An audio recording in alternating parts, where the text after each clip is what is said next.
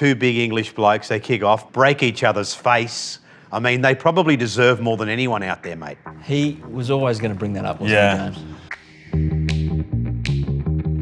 James? Best props. Hey, we've got an expert here, right here. And Maroon. Oh, I thought you were talking. Yeah, no. Best props right now. I personally don't think there's any need for a debate.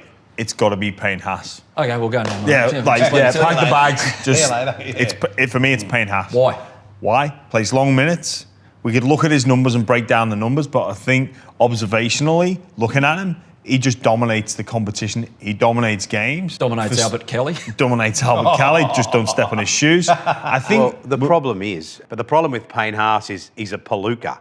I mean, he's got into a blue with a teammate in a hotel because the bloke stood on his shoes. That's the first thing. Yeah, but you've had white shoes before. Oh, how horrible is it when they get dirty?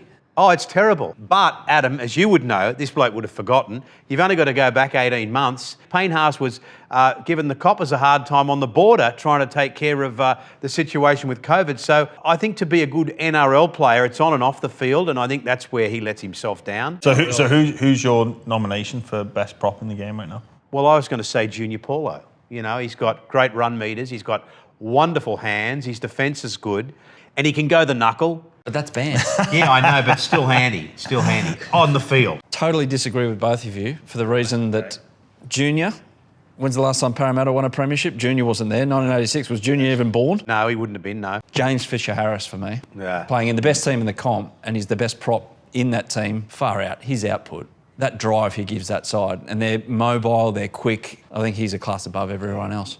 No, don't get me wrong. He's a great player. He's a tremendous prop forward. But I just feel he has an advantage by being in a really good team. With Payne Haas and the Brisbane Broncos, he gets all the opposition attention. You stop Payne Haas, you stop the Broncos. Is it easier in a way to be a prop because you only play 50 minutes a game? Adam, when you see, and you'll agree with this, 2014 grand final, two big English blokes, they kick off, bang, they come together, break each other's face. I mean, they probably deserve more than anyone out there, mate. He was always going to bring that up, wasn't he, James? Yeah, thanks for... No, well, I mean, I'm saying... Remind me. The battle in the middle is crucial. I don't think a front row is going to win you a grand final. I'll tell you what is also frightening. When Payne sees this, heard that Maroon called him a Palooka. Yeah, it's frightening for Maroon next time you see Payne Haas. Adam, I'm used to no one knowing what I look like, and I've forgotten. Anyway, facial surgery. Player transfers, guys. It's a feeding frenzy. This is happening every year, like well ahead of time. Players meeting with coaches, managers and agents meeting with coaches and clubs. In my opinion, it's the best system that we've got. Really? Yeah, it really is. Because technically it's not a transfer.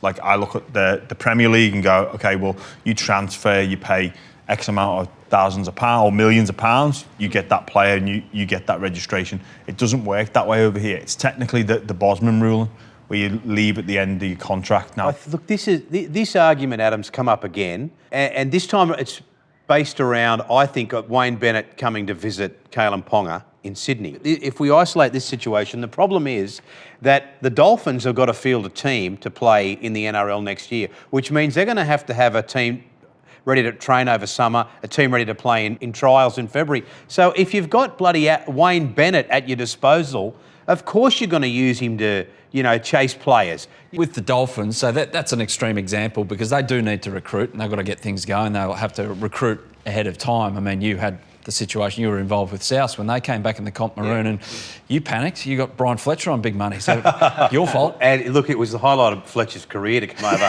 and have a couple of years with the Rabbitohs. Not the highlight of your reputation, No, though. I think he said the highlight of playing for the Rabbitohs in 03 was winning 2 games in a row. Hey, just back to player movement. So the Dolphins, okay, put that to one side because they're obviously trying to build a roster quick and they're trying to do what they can. But in general, like your Reid Marnie situation, signing Kickow as well, spotted in the Dogs polo. You can't tell me that in other sports where they move from one part of the world to another that you need that much lead-in in rugby league for Kickow is probably not even going to move house.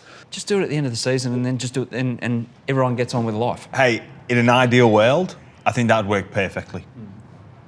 But this is rugby league. So if you cast your mind back to to how it used to be. I think it was June 30th you could speak to players. Yeah. But players are impatient.